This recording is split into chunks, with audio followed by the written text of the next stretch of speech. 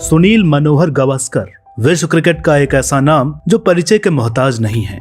एक ऐसा नाम जिन्होंने भारतीय क्रिकेट को उस दौर में तेज गेंदबाजों के सामने बल्लेबाजी करना सिखाया जिसे विश्व क्रिकेट में गेंदबाजों का स्वर्णिम युग कहा जाता है। आज के इस वीडियो में हम इसी महान शख्सियत की बात करने वाले हैं। नमस्कार दोस्तों, मेरा नाम है अनुराग सूर्यवंशी और आप देख रहे हैं नारद टीवी। 10 जुलाई साल 1949 महाराष्ट्र के बंबई शहर में पिता मनोहर गावस्कर और मां मीनल गावस्कर के घर उनके इकलौते बेटे का जन्म हुआ, जिसका नाम सुनील गावस्कर रखा गया। सुनील का जन्म बंबई के चौपाटी इलाके के पास स्थित पुरंदेज मैट्रनी हॉस्पिटल में रात 8:42 पर हुआ था। उस रात सुनील के एक चाचा नारायण मसूरेकर नए बच्चे को देखने आए और उन्होंने नोटिस किया कि सुनील गावस्कर के बाएं कान में एक छोटा सा छेद है। लेकिन जब वो 2 दिन बाद सुनील गावस्कर को देखने आए तो छेद उन्हें दिखाई नहीं दिया। या देखकर उन्होंने नर्स से कहा कि यह मेरा बच्चा नहीं है। उन्होंने नर्स को उस छेद के बारे में बताया, जिसके बाद थोड़ी जांच पड़ताल करने पर एक फिशरमैन की पत्नी के पास सुनील गावस्कर मिल गए, जो दरअसल बच्चों को एक साथ नहलाते समय उनके पास चला गया था। सुनील गावस्कर अपने माता पिता की पहली संतान थे, जिसके बाद उनके घर 2 बेटियों का जन्म भी हुआ, जिनका नाम नूतन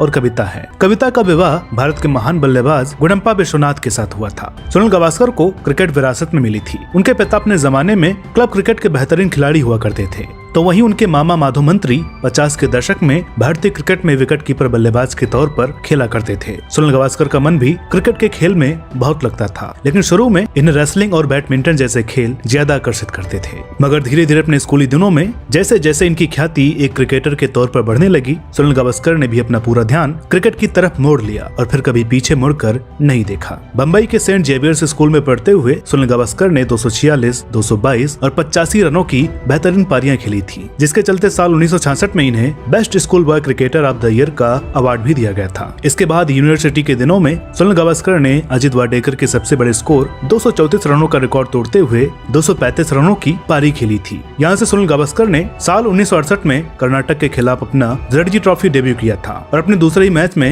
राजस्थान की टीम के खिलाफ शतक लगाकर अपनी काबिलियत को सबके सामने रख दिया। बचपन में एक रेसलर बनने की इच्छा रखने वाले सुनील गावस्कर ने अपने मामा माधव मंत्री की प्रेरणा से क्रिकेटर बनने का ख्वाब देखा था और अब हर मंच पर अपनी प्रतिभा दिखाने के बाद उन्हें यह मौका मिलने वाला था। साल 1971 की भारत और वेस्टइंडीज के बीच होने वाली ऐतिहासिक सीरीज के लिए भारतीय टीम में कई बदलाव किए गए थे। भारतीय टीम के सेलेक्टर विजय मर्चेंट इस सीरीज के लिए नए टैलेंट को मौका देना चाहते थे और इसलिए उन्होंने सुनील गावस्कर के प्रदर्शन से प्रभावित होकर उन्हें भारतीय टीम में शामिल कर लिया। पहले टेस्ट मैच में अपनी चोट के कारण सुनील गावस्कर को खेलने का मौका नहीं मिला, जिसके बाद सीरीज के दूसरे मैच में 6 मार्च साल 1971 को 21 साल का एक छोटे कद का लड़का अपने मामा का दिया बैट लेकर मैदान पर उतरा और पहले ही मैच में अर्धशतकीय पारी खेलकर सबको अपना मुरीद बना लिया। 154 के स्ट्राइक रेट से इस सीरीज में सुनील गावस्कर ने 774 रन बनाकर कई रिकॉर्ड अपने नाम किए और उनके इस प्रदर्शन से खुश होकर त्रिनिदाद के क्लिस्पो सिंगर लॉर्ड रिटेलर ने गावस्कर पर आधारित एक गाना भी बनाया, जिसके बारे में इन्हें 3 साल बाद इंग्लिश काउंटी क्रिकेट खेलते समय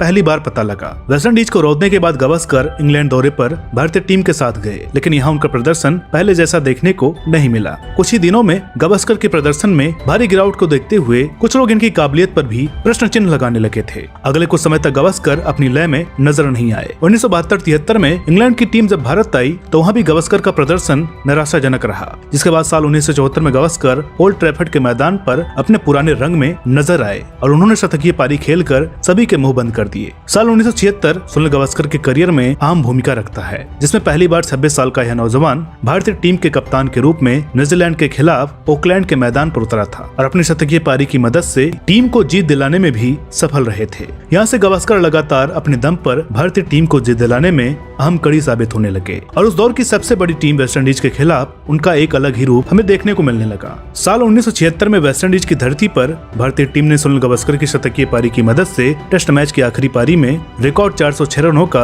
स्कोर चेज कर वेस्टइंडीज टीम के जबड़े से जीत छीनने का काम भी किया। तब तक टेस्ट मैच की आखिरी पारी में 256 से बड़ा स्कोर चेज नहीं कर पाने वाली भारतीय टीम को सुनील गावस्कर ने लगभग 245 मिनट तक बैटिंग कर जीत के करीब धकेला और 13 चौकों की मदद से यादगार 102 रनों की पारी खेली थी। इसी साल इंग्लैंड के खिलाफ खेलते हुए सुनील गावस्कर एक कैलेंडर ईयर में 1000 रन बनाने वाले पहले भारतीय बल्लेबाज बन गए थे। 1978-79 में पहली बार पाकिस्तान के खिलाफ टेस्ट मैच खेलते समय भी गावस्कर ने अपने प्रदर्शन को बरकरार रखा और इमरान खान जैसे गेंदबाजों के सामने सीरीज में 447 रन बनाए। सुनील गावस्कर को अब दुनिया एक बेहतरीन टेस्ट बल्लेबाज मानने लगी थी, लेकिन गावस्कर ने खुद को कभी भी वनडे क्रिकेट के योग्य नहीं माना। वनडे क्रिकेट सुनील गावस्कर के खेल को सूट नहीं करती थी और इसमें वो कभी भी बेहतरीन नहीं कर पाए। साल 1975 वर्ल्ड कप में इंग्लैंड के खिलाफ खेलते हुए सुनील गावस्कर ने 174 गेंदों में सिर्फ 36 रन बनाए थे और पूरे 60 ओवर क्रीज पर खड़े रहे थे। इसके बावजूद भी इनकी इस पारी के कारण भारत यह मैच 200 से ज्यादा रनों के भारी अंतर से हार गई थी। सुनील गावस्कर भले ही एक महान वनडे क्रिकेटर नहीं बन पाए, लेकिन उनके अपने मैदान पर यानी टेस्ट क्रिकेट में उनके जैसा कोई नहीं था और ये बात उन्होंने कई बार साबित की थी। Malcolm Marshall, Holding, Andy Robert और जोल गॉर्डनर जैसे खतरनाक गेंदबाजों वाली वेस्ट इंडीज टीम के सामने बिना हेलमेट पहने गावस्कर ने कुल 13 शतक लगाए थे, जो आज भी एक रिकॉर्ड है। एक कप्तान के तौर पर वेस्ट इंडीज के खिलाफ भारत में अपनी पहली टेस्ट सीरीज खेलते समय सुनील गावस्कर 4000 रन बनाने वाले पहले भारतीय बल्लेबाज बन गए थे। साथ ही 732 रनों की सहायता से भारत को यह सीरीज जिताने में भी अहम भूमिका निभाई थी। 1979 में western cricketer of the year चुने जाने के बाद अगले साल सुनील गावस्कर अपनी कप्तानी में एक विवाद का हिस्सा भी रहे। जब ऑस्ट्रेलिया के खिलाफ खेलते हुए मेलबर्न क्रिकेट ग्राउंड पर कंगारुओं की गाली से गुस्साए गावस्कर ने अपने साथी चेतन चौहान के साथ स्टेडियम छोड़ने का फैसला कर लिया था। हालांकि चेतन चौहान वापस लौट गए थे और भारत यह मैच जीत गई थी, लेकिन आगे कप्तान के तौर पर गावस्कर के आंकड़े बदतर होते चले गए। साल 1983 में कपिल देव की कप्तानी में भारत विश्व विजेता बना, जिसमें गावस्कर ने भी अपना योगदान दिया था। इस वर्ल्ड कप के फाइनल में जब वेस्ट इंडीज की आखिरी विकेट गिरी तो गेंद बल्लेबाज के पैड से टकराकर सुनील गावस्कर के पास चली गई थी और सुनील गावस्कर बताते हैं कि वो गेंद आज भी उनके पास है। सुनील गावस्कर एक शानदार बल्लेबाज होने के साथ साथ एक अच्छे क्षेत्र रक्षक भी थे। स्लिप में खड़े होकर 100 कैच लेने वाले गावस्कर पहले भारतीय खिलाड़ी थे। इसके अलावा 70 और 80 के दशक में जब भारत के पास कपिल देव के रूप में एक ही तेज गेंदबाज था, भारतीय गेंदबाजी की शुरुआत करने का काम भी किया है। हालांकि इनके टेस्ट करियर में सिर्फ एक ही विकेट दर्ज है, जो इन्होंने पाकिस्तानी बल्लेबाज जहीर अब्बास को आउट कर प्राप्त किया था। 1983 वर्ल्ड कप की हार से बौखलाई कैरिबियाई टीम अक्टूबर के महीने में भारत से अपनी हार का बदला लेने आई थी। हालांकि वेस्ट इंडीज अपना बदला लेने में सफल रही, लेकिन गावस्कर नाम के तूफान को रोक नहीं पाई। इस सीरीज में गावस्कर ने अपने टेस्ट करियर का 29वां शतक दिल्ली के फिरोज शाह कोटला स्टेडियम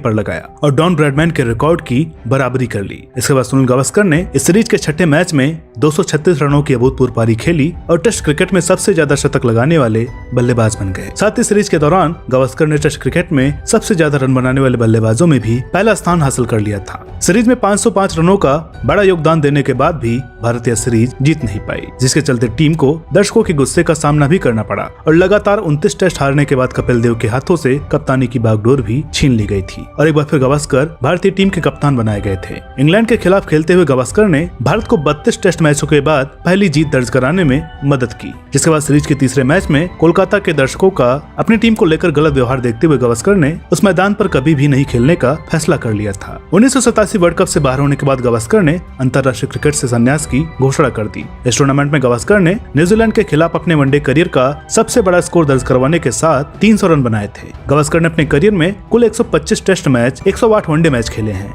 जिनमें इनके रनों का आंकड़ा क्रमशः 10,122 और 3,092 है। बात करें इनके द्वारा बनाए गए कुछ रिकॉर्ड्स की तो सुनील गावस्कर टेस्ट क्रिकेट में 10,000 रन बनाने वाले पहले बल्लेबाज थे। साथ ही उनके 34 शतकों का रिकॉर्ड साल 2005 में सचिन तेंदुलकर ने तोड़ा था। इसके अलावा सुनील गावस्कर लगातार 100 टेस्ट मैच खेलने वाले पहले खिलाड़ी थे। क्रिकेट से संन्यास लेने के बाद गावस्कर एक कमेंटेटर के तौर पर क्रिकेट से जुड़े रहे। साथ ही इन्होंने सिनेमा जगत में भी अपनी मौजूदगी समय समय पर दर्ज करवाई है। मराठी फिल्म साबेली प्रेमाची में नजर आने के अलावा गावस्कर ने हिंदी फिल्म मालामाल में नसीरुद्दीन शाह के साथ काम भी किया था। सुनील गावस्कर के एक पुराने मित्र मिलिंद ने एक बार एक किस्सा साझा करते हुए बताया था कि देवानंद के कहने पर सुनील गावस्कर उनकी फिल्म के यादगार गीत दम मारो दम में भी भीड़ का हिस्सा बनने के लिए भी तैयार हो गए थे और गानों में एक जगह गावस्कर नजर भी आते हैं। 1980 में पद्म भूषण से सम्मानित होने वाले गावस्कर के नाम पर साल 1996 में बॉर्डर गावस्कर ट्रॉफी भी शुरू की गई थी। सुनील गावस्कर ने मार्शल अनिल गावस्कर से साल 1974 में विवाह किया था। इनकी पत्नी गावस्कर के खेल की बहुत बड़ी प्रशंसक थी और एक मैच के दौरान इनसे ऑटोग्राफ लेने आई थी। वहां से इनमें प्यार शुरू हुआ और अगले साल दोनों शादी के बंधन में बंध गए। शादी से गावस्कर को एक बेटा हुआ जिनका नाम रोहन है, जिसका नाम रोहन इन्होंने अपने सबसे पसंदीदा क्रिकेटर रोहन कन्हाई के नाम पर रखा था। तो दोस्तों आज के इस एपिसोड में बस इतना ही। मिलते हैं आपसे अगले वीडियो में, तब तक के लिए नमस्कार।